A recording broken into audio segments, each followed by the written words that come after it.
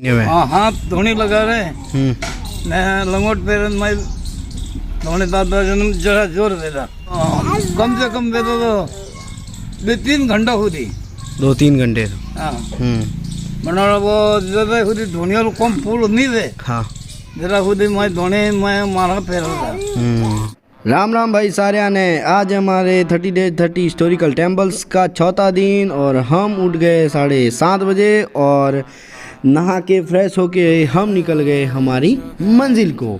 हमारी मंजिल आज हमें अकेले तय करनी थी क्योंकि कैमरामैन हमारे साथ में नहीं आया, तो उसके बाद में हम निकल गए अकेले और उसके बाद में हमें मिले एक हमारे भाई बंधु, तो उनको भी हमने साथ में लिया, फिर निकल गए हम हमारी मंजिल। फाइनली दोस्तों हम पहुंच गए इसी चमत्कारी मंदिर।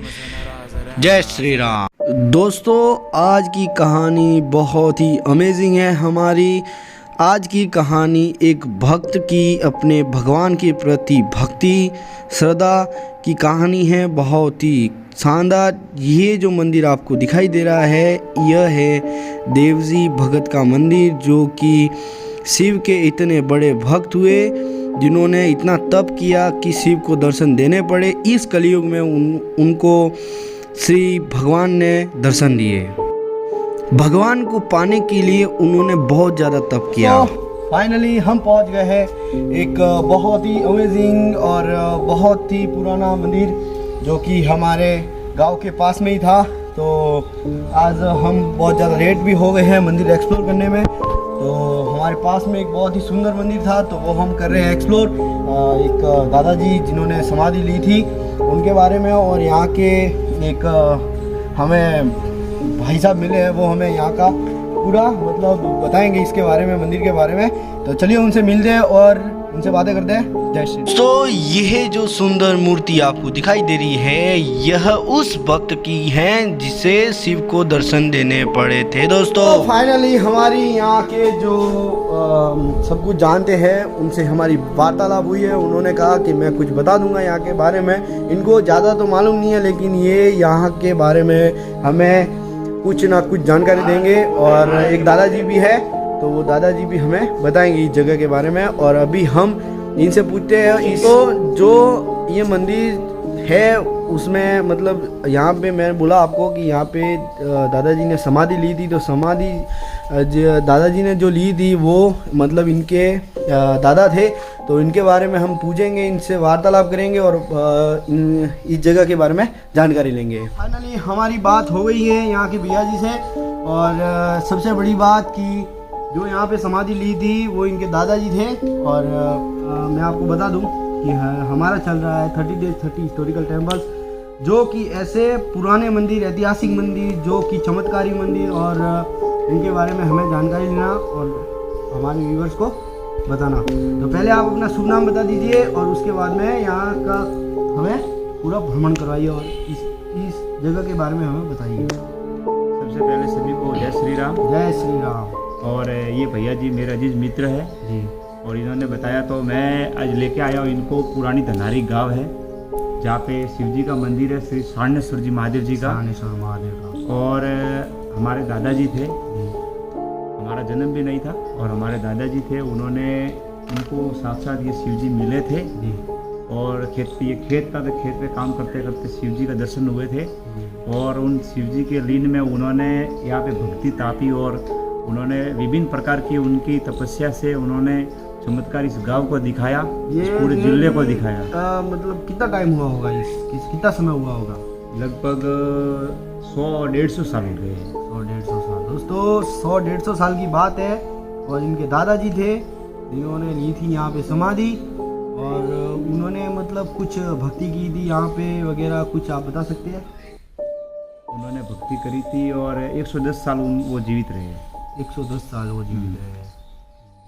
उनको उनका दृश्य हम बता देंगे जो आज भी मौजूद है इस मंदिर में, परिसर में, वो आज भी मौजूद रखे गए हैं।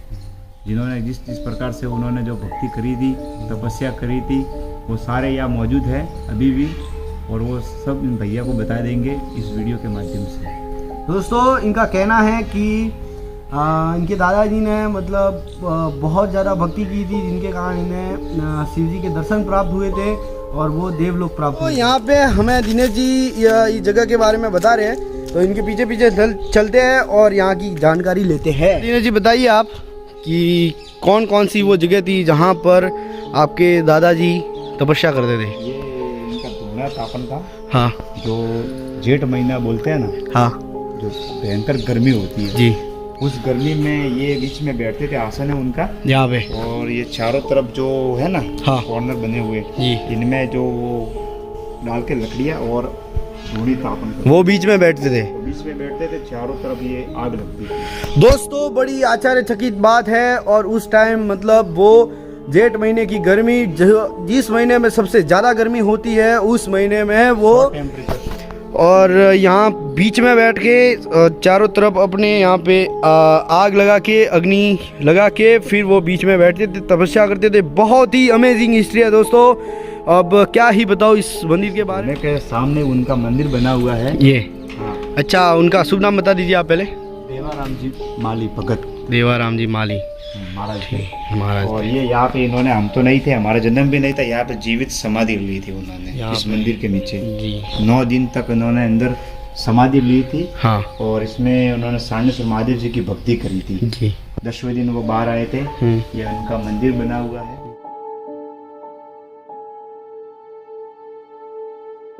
सारनेश्वर महादेव जी का मंदिर है, ये सामने ही इस मंदिर के जस्ट सामने इन सारनेश्वर महादेव का मंदिर है। इसमें अब हम प्रस्थान करेंगे जी। तो इनमें इन्होंने जो जो चमत्कारिक भक्ति करी थी वो उनके मौजूद है अंदर। उनके खुद की मूर्त भी है, तो उनके भी दर्शन करते हैं। चलो, मंदिर के अंदर आते ही लेफ्ट हाथ में उनकी मूर्त है। जय महाराज। ये हमारे दादाजी थे, देवजी भगत जी, इनकी उन्होंने जीवित मूर्ति लगाई थी। और अंदर चलते हैं तो ये शेर की खाल, और ये 9 दिन ये भालों पे सोए हुए थे। भालों का आसन है उनका जी। ये थोड़ा ऊपर कर सकते हैं आप? जी बिल्कुल। दोस्तों वेरी अमेजिंग, बहुत ज़्यादा मतलब इस पे मतलब उन्होंने सो के तपस्या की थी शिव की।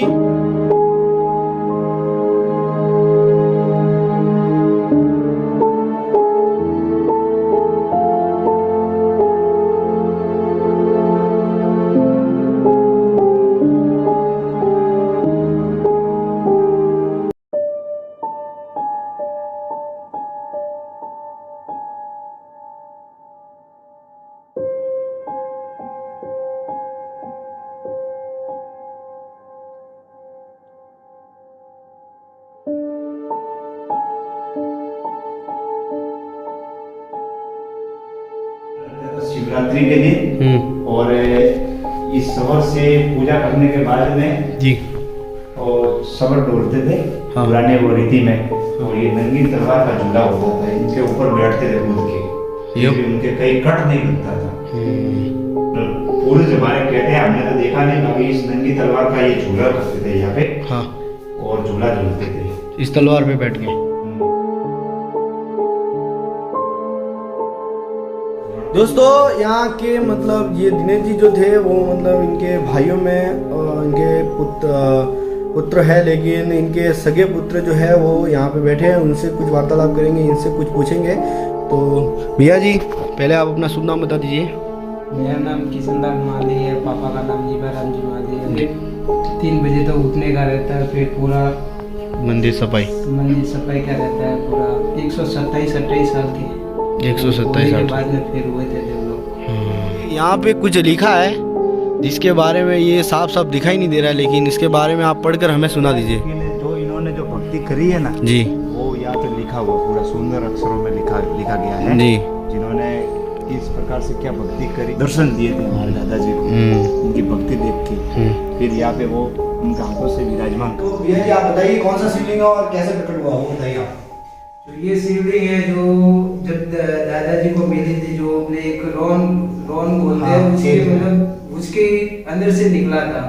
फिर उधर मंदिर बनाया, उधर पूजा किया, लेकिन वो छोटा होने के कारण फिर वापस दूसरी जगह उसके पास में ही छोटा सा निर्माण करवाया था। फिर पहले तो छोटा मंदिर था, उसके बाद फिर दादाजी ने सोचा कि बड़ा ही बनाया जाए, तो फिर बड़ा बना के शिवलिंग तो ये है पूरी जो प्रकट हुई थी। और उसके बाद में दादाजी ने दूसरी मूर्ति जो बनवाई थी, जो वो अभी ये हाथ वाली स्थापित मूर्ति है, हाथ वाली। और ये है ये जो मूर्ति जो है शिवलिंग है वो पूरा प्राकृतिक है।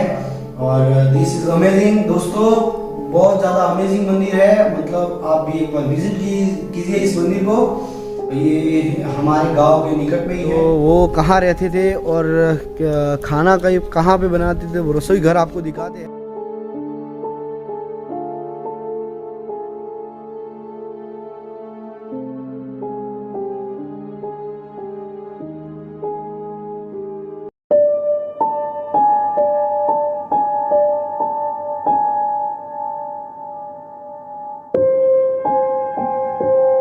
इन्होंने 127 साल की जो भक्ति करी ना जी, तो इन्होंने अपने जीवन में पूरा साधारण जीवन जिया जी, कठोर परिश्रम भी करते थे, खुद मेहनत करते थे, न किसी के ऊपर निर्भर रहते थे जी। 100 वर्ष की उम्र में हमने तो देखा नहीं, बाकी बोलते हैं कि 100 वर्ष की उम्र में जो ये हुए ना तो लोग 100 वर्ष की उम्र में कैसे होते हैं।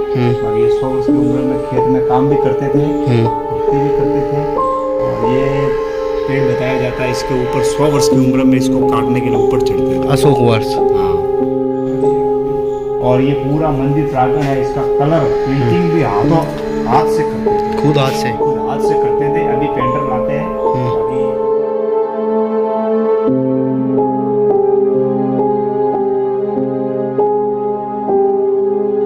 अभी हमें यहाँ पे सबसे पौराणिक आदमी दादाजी मिले हैं, तो उनसे भी हम कुछ जानकारी लेंगे। वो हमें इस जगह के बारे में बताएंगे और देवजी भगत के भी बारे में कुछ बताएंगे। उनका हिस्ट्री बहुत ही अमीर। तो दादाजी आप हमें बताइए।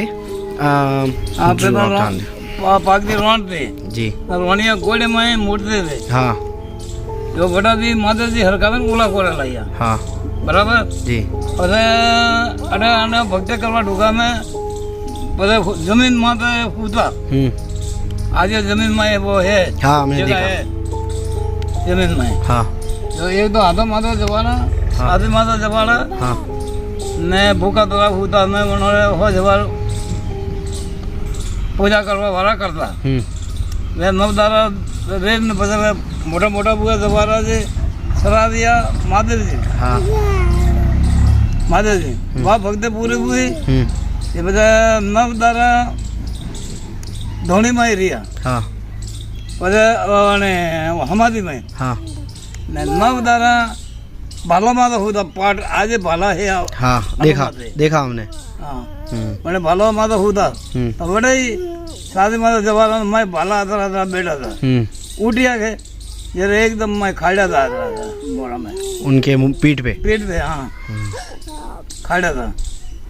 પછી अनको माता जी लोग कोई आरी कर दे तो हड़का माजी तो जगो नहीं था उठे एकता। हाँ,